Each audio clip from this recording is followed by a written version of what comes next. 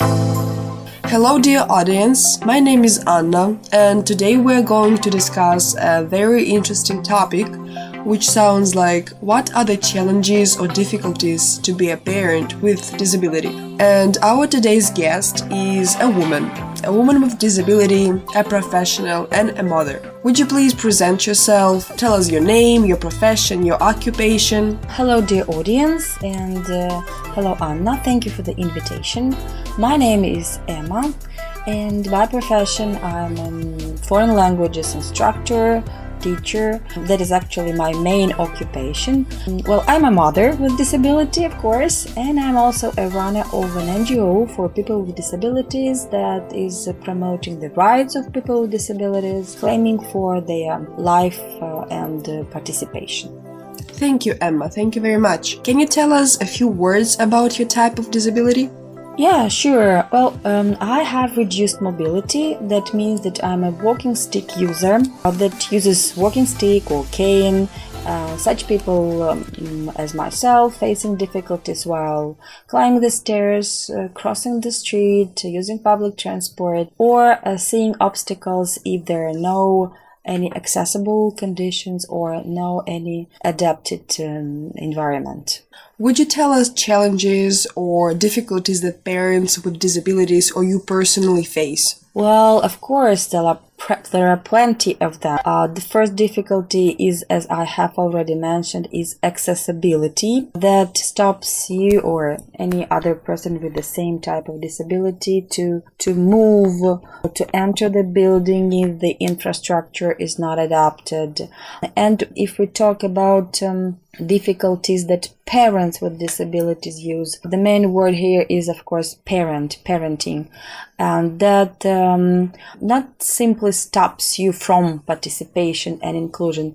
It doesn't give you any possibilities. To be more explicit, let me provide you an example of, for example, if your child is participating in an event, a holiday celebration, let's say a party at school or somewhere in a club, and there is no accessible entrance or conditions for people with disabilities, that means that these people, parents, will not have the possibility to see how their child is participating on the stage, singing, dancing, performing or reciting the poems. That's a pity.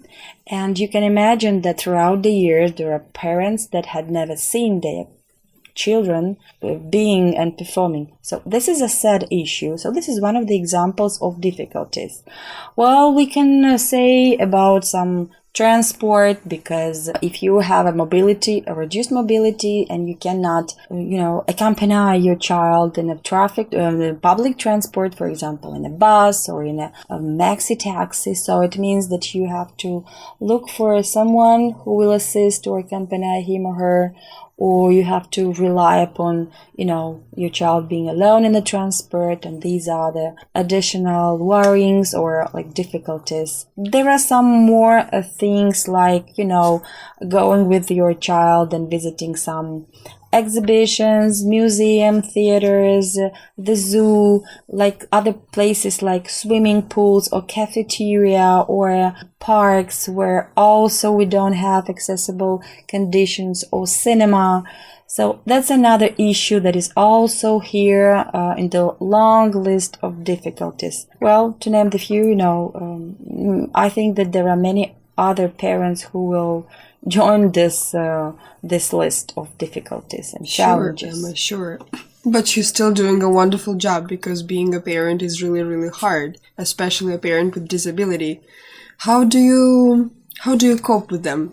Well, good question. How do we cope with them? If there are conditions, that's wonderful. But if there are no conditions, we surely have to somehow cope. Somehow is the main word here. As I have mentioned, sometimes you can find some other person who will assist your child in the public transport. If we are the parents who are the drivers, we have our transport, our cars adapted, and we can drive, and that's a very, very convenient way of, participating and coping with these situations.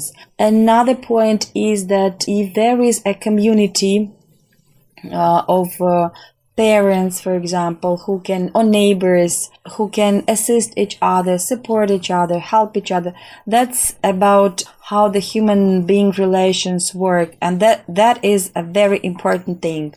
Finally, in spite of the fact that you as a parent have a disability, any other parent having a disability, there is also always a space for supporting each other, for helping, for assisting, and that makes people feel much happier. So this is how we cope with that.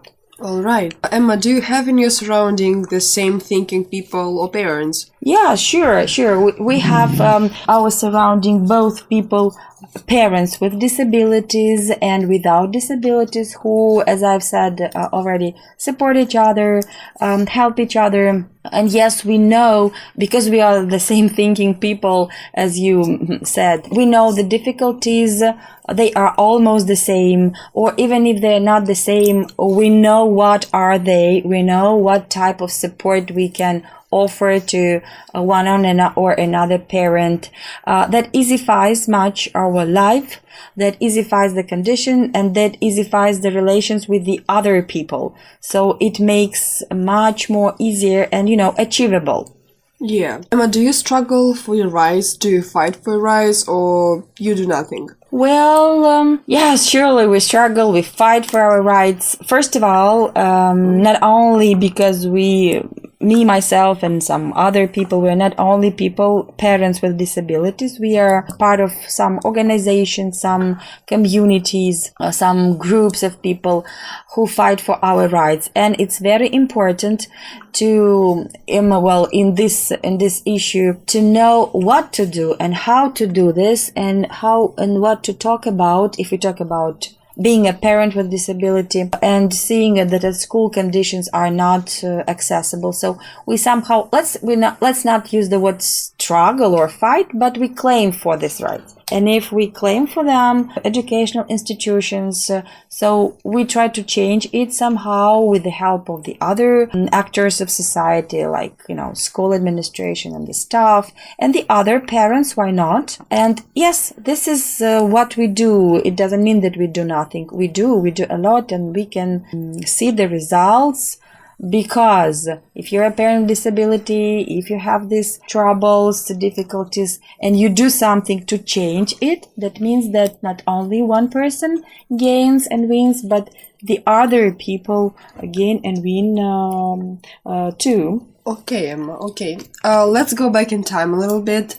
Did you have already the disability when you had a child? Oh, yes, I was already, my disability is not inborn. I literally gained that after a trauma, and I gave birth to my child when I had already reduced mobility. Yes, and if we go back in time, yes. So this is the answer to your question. Right. Were you scared? Was it the fact that made you scared? The fact that you had a disability already, and you knew other parents? Obviously, you knew parents who didn't have a disability and had already their children, and then you just decided to have. Yes, probably, but not to a high degree.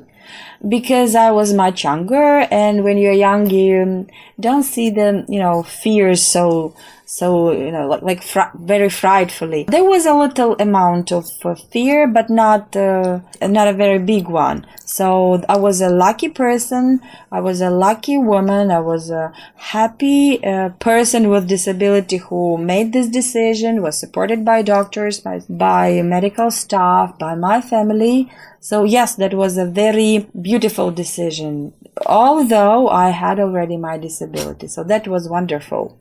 Thank you, Emma. Thank you. And the last question, what are the words to inspire the other parents with disability? Well, the words to inspire would be, don't be afraid to become a parent. That's one of the best feelings that human being might have. on this earth.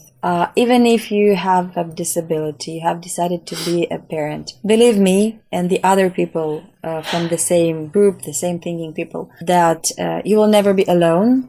And the fact that many people, many of us are happy will make you happy too. That's an unwritten life law. And yes, fight for your rights. If you want something, fight for your rights, fight for your happiness, and everything will be okay. Thank you, Emma. Thank you very much for this very, very interesting discussion. I bet our audience will find your words very inspiring and very helpful. Thank you for the invitation. Thank you.